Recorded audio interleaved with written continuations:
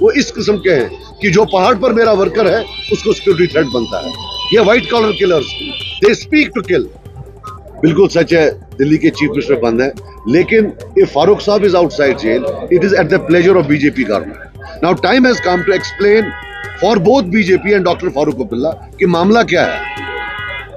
Then there is another case जहां शायद FIR भी हुआ है, that is a JK bank case जिसमें बेटा इन्वॉल्व है।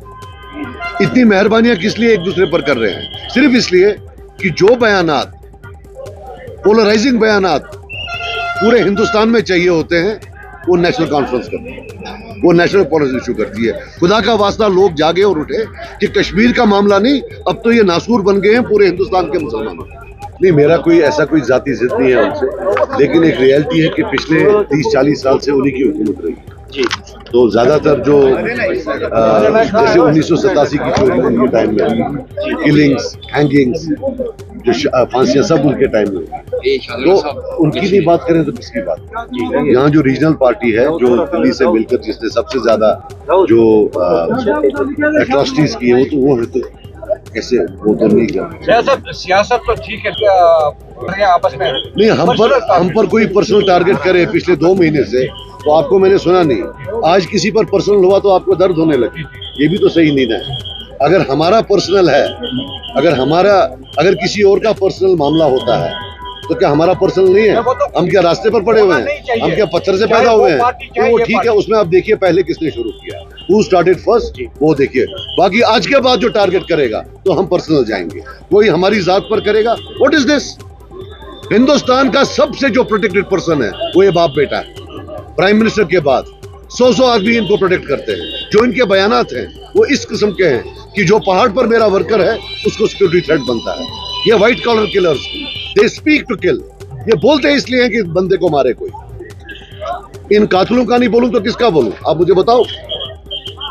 आपने देखा मैं हूं यहाँ, मेरे पर बड़ी तोहमत है कि मैं जी कोई आपने कोई देखी ऐसी?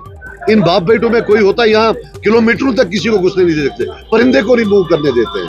और वो लोग फिर ऐसे बयानात दें जिसे मेरे ये वर्कर जो हैं, मेरे लीडरान जो हैं, ये चालकू साहब हमारे कॉन्स्टिट्यूंसी, इनको तो एक बंदा भी प्रोटेक्ट नहीं करता है। ये मेरा डिस्ट्रिक्ट प्रेसिडेंट है, एक बंदा इसको प्रोटेक्ट नहीं करता है। वहां तो हल्का प्रेसिडेंट को भी सिक्योरिटी दे रखी है। बात सिक्योरिटी की नहीं है, बात यह है कि ये बंदे जो सिक्योरिटी में बैठकर ऐसे बयान देते हैं जिससे कि बाकी वर्ग जो जिस पार्टी के खिलाफ बोलते हैं, दे स्पीक टू किल। साहब 30 साल में 1 लाख लोग मरा है, उसमें से 10,000 इसी तरह मरा है, बयानों से, गॉसिप से। Don't take it lightly. ये कोई इनोसेंट लोग नहीं है, दे नो व्हाट हैपेंस। आप उमर साहब से पूछिए, ये फारूक साहब से पूछिए कि हाउ कैन दे, जो लोग शिवसेना के हाथों मरे हैं मुंबई राइट्स में, उनकी कब्रों के साथ ही क्या करें? और खैर ऐसा तो है नहीं, मुंबई राइट्स के बाद तो ये बीजेपी के साथ बैठे थे, तब पहले कॉमर्स मिनिस्टर थे, फिर फॉरेन मिनिस्टर थे। और ये तो तब था जब दिन में यहाँ 30-30 आदमी मरते थे।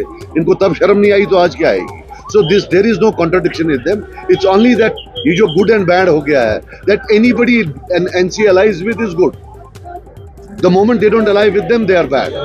This good and bad of Kashmiri politics has now translated into a joke. Sir, अभी भी जम्मू कश्मीर का इशू पॉलिटिकल इशू है।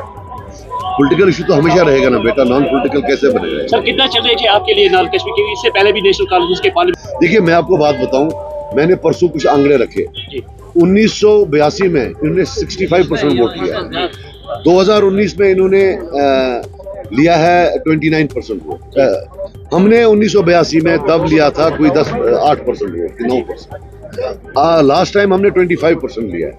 इंशाल्लाह आज हम 35-40% लेंगे। बट नदामत से हम लोगों के पास जाएंगे। We will not show any over confidence. It is the people of north Kashmir who have to vote for us. और हमारा सर जो है उनके सामने बिल्कुल झुका हुआ है नदामत से। सर, इससे पहले बाइकाट होता है।